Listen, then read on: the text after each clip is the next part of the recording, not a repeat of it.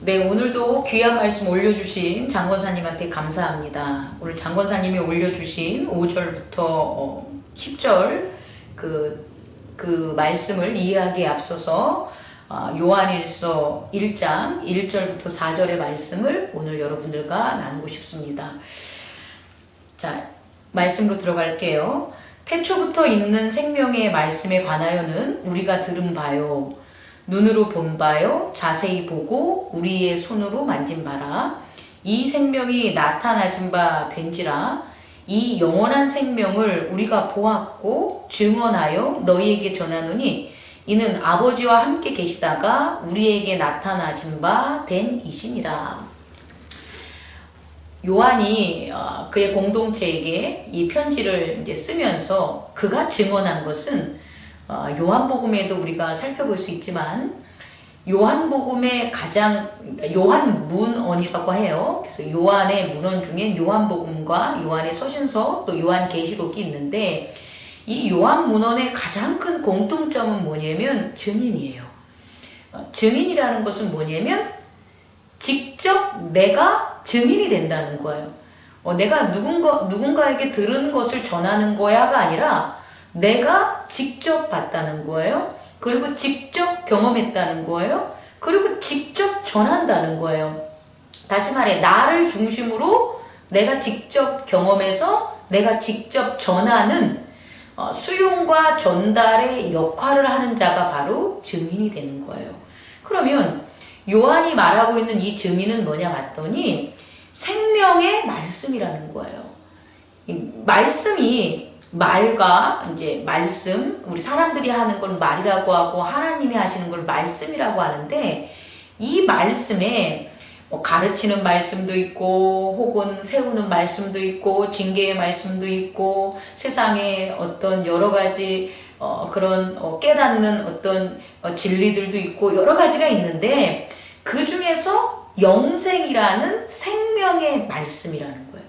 그 영생이라는 생명의 말씀은 태초부터 있었다. 다시 말해 하나님께서는 세상이 비기닝 되기 전부터 됨으로부터 생명의 말씀을 그의 피조물인 세상에 주었다.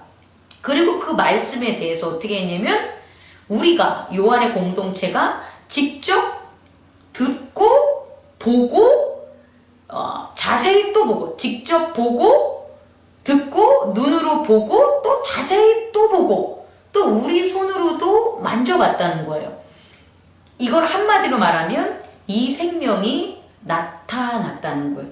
누구에게? 요한 공동체에게, 예수 그리스도의 제자들에게 나타났다는 거예요.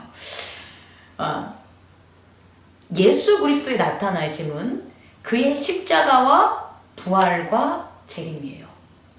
우리도 똑같이 그의 제자들처럼 요한 공동체처럼 십자가의 예수를 직접 봐야 돼요. 근데 그 직접 보는 게 예수님 시대의 사람들이 다 눈으로 본 사람들도 있지만 사실은 믿음의 눈으로 봤다는 거예요. 눈으로 직접 봐도 믿음의 눈으로 보지 않으면 다 잊혀져요. 다 사라져요. 그리고 아무 의미가 없는 거예요. 귀로 들어도 믿음의 귀로 들어야지 그것이 영원한 생명이 되는 거지. 귀로 들었어요? 그리고 잊어버려요. 믿음의 귀가 아니. 그럼 다 까먹어버리는 거예요. 자, 오늘 제가 여러분들에게 말씀드리고 싶은 것은 결국 경험하는 것은 보고 듣고 이제 수용하는 건데 그 경험하는 것은 우리가 두 가지로 경험할 수 있다. 하나는 육체의 감각으로 경험하고 하나는 언약의 믿음으로 경험한다는 거예요. 다시 말해 언약에 있는 자들은 볼 수가 있는 거예요. 들을 수가 있는 거예요. 느낄 수가 있는 거예요. 근데 언약이 없는 자들은 믿음으로 보지도 못하고 믿음으로 들을 수도 없고 믿음으로 증거할 수도 없다는 거예요. 첫 번째, 오늘 여러분들에게 말씀드리고 싶은 것은 결국 사랑이라는 건데 사랑이라는 것은 하나님의 속성이고 우리의 속성이 되는데 하나님의 속성과 우리의 속성이 하나가 되는 것, 이 하나가 되는 과정이 바로 사랑이 돼야 된다. 그리고 이 사랑은 결국은 알인데 무엇으로 아냐? 믿음으로 봐야지만 알 수 있다라는 거예요. 그래서 여러분들이 믿음의 눈으로 보기 바랍니다. 저 목사를 육체의 눈으로 보죠. 육체의 눈으로 보고 좋아하고 육체의 눈으로 보고 감사한다면 그거 잊혀져 버려요. 또 육체의 눈으로 보고 싫어하고 육체의 눈으로 또 비판한다면 그것도 사라지는 거예요.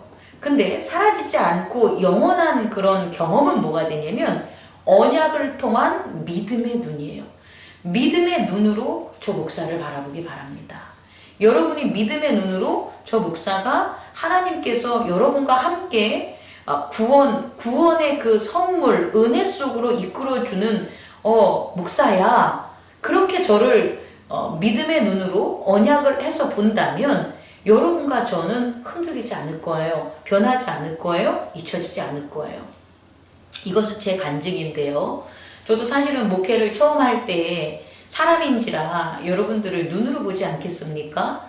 그래서 여러분들이 눈으로 잘해주면 저도 좋아요. 기쁘고요. 또 눈으로 잘해주지 않고 눈에 거슬리게 하거나 상하는 모습들을 보게 하면 저도 기분이 나빠요. 참지를 못해요. 그래서 화도 내고 끝내버리고 싶어요. 저도 그랬어요. 근데 제가 목회를 10년 동안 해오면서 제게 변화된 건 뭐냐면 저와 관련된 그런 사람들, 당연히 성도님들, 가족들 다 되겠죠. 이 분들을 믿음의 눈으로 언약을 통해서 보는 거예요. 단 하루를 우리 교회에 와도 하나님께서 보내주신 분이야 라고 제가 믿음을 가지고 언약을 가지고 그 눈으로 볼 때와 그냥 지나가는 사람이야 라고 볼 때와 전혀 다르다는 거예요. 저는 그동안 10년 동안 성도님으로 함께 하시는 분들은 하나님의 언약 가운데 저와 함께 구원을 받고 은혜를 받을 그 귀한 언약의 분들이라고 저는 보게 됐고 그 믿음의 눈으로 우리 성도님들을 대하려고 노력을 많이 했어요. 그 결과 눈으로 보는 것들에 대한 즐거움, 눈으로 보는 것들의 반대적인 실족함에서 많이 떠나게 돼서 하나님의 은혜와 언약을 잃지 않고 지금 좀 지내고 있는 거예요. 물론 제가 이 언약의 눈으로 믿음의 눈으로 보는 것을 빼앗긴다면 저는 그것과 동시에 저의 평화도 빼앗길 거예요. 첫 번째로 권합니다. 우리 모두가 가족이나 형제나 이웃이나 지금 여러분들과 함께하는 모든 사람들은 하나님의 언약 가운데 하나님의 보내심을 받은 믿음의 자녀라는 것을 믿음의 눈으로 보시는 저와 여러분이 되기를 원합니다. 두 번째는요. 이렇게 믿음의 눈으로 이렇게 본다는 것, 이 믿음의 눈으로 본다는 게 증언을 하게 만드는데 뭐냐면 동일한 사람인데 감각적이고 육체적으로 보는 게 아니기 때문에 믿음의 눈으로 보기 때문에 이 사람은 반드시 컨프럼이 뭐가 되냐면 하나님을 증언하게 되는 거예요. 다시 말해 우리는 믿음의 눈으로 목사님을 이렇게 보는데 결국 그 목사를 통해 하나님을 증언하는 증언자가 되는 거예요. 그래서 하나님 안에서 하나가 되는 거예요. 그 하나님 안에서 하나가 되는 게 사랑이라는 거예요. 돌이켜 한번 보세요. 우리가 살아가는 일상생활 속에 우리가 하나님을 얼마나 증언할까? 하나님의 영광을 얼마나 나타내고 하나님의 은혜를 얼마나 감사하며 누릴까? 나눌까? 이런 걸 본다면 하나님으로부터 온 출처, 컨프럼에 대해서 모르기 때문이에요. 하나님으로부터 온 거를 모른다는 것은 육체의 눈으로 바라보고 육체의 귀로 듣기 때문에 모르는 거예요. 근데 언약을 통한 믿음의 눈으로 바라본다면 그것은 다 언약을 통한 거기 때문에 하나님을 나타낼 수밖에 없는 거예요. 그러니까 하나님을 나타내는 영광이요, 은혜요, 사랑이라는 우리가 그 증언자가 된다는 거예요. 단순히 믿음의 눈으로 본다는 건 나의 유익을 떠나서 하나님의 나라와 세상을 나타내는 그런 증언자. 이 증언자에게는 반드시 능력이 있습니다. 왜냐하면 성령님께서 파라도토스 성령님은 증언자신데 결국 뭐냐면 우리가 증언자가 된다는 것은 성령의 능력으로 나타나기 때문에 성령의 치유, 성령의 지혜, 성령의 은혜, 성령의 능력 이런 것들을 갖다가 우리가 결국 갖게 된다는 거예요. 그 능력 안에 있다라는 소유가 된다는 거예요. 세 번째는요. 그렇다면요. 일상생활에서 과연 이런 믿음의 눈으로 보는 것들 이게 어떠한 노력이 필요한가 또 어떠한 과정 속에서 나타나냐 보냐면 두 가지인데요. 첫 번째는 나 자신을 항상 바라봐야 돼요. 나 자신을. 살아가면서 많은 사람들이 자기 자신을 안 보고 타인을 봐요. 외형적인 것을 봐요. 외부를 봐요. 사건을 밖에서 일어난다고 생각해요. 그리고 그들을 탓해요. 근데 그게 아니라 내 안을 봐야 돼요. 모든 우리가 경험하는 모든 세계에 이런 시작되는 그 겨자씨는요. 우리 내부에 있어요. 안에 있어요. 내면의 세계에 있는 거예요. 외연의 세계는 결과밖에 안 돼요. 결국 나를 바라본다는 것은 나 자신인 나를 보는 마이셀프를 보는 게 아니라 내면을 보라는 거예요. 나를 봐야지 나의 문이 열리고 내면의 세계로 들어갈 수 있는 거예요. 나를 보는데 나를 봄으로 나의 죄를 보고 나의 잘못을 보고 내가 지금 내게 열리는 세상의 문을 어떻게 막고 있는가를 보는 게 나를 봄으로 죄를 발견하는 거예요. 그리고 그 죄가 발견되면 문이 열리는 거예요.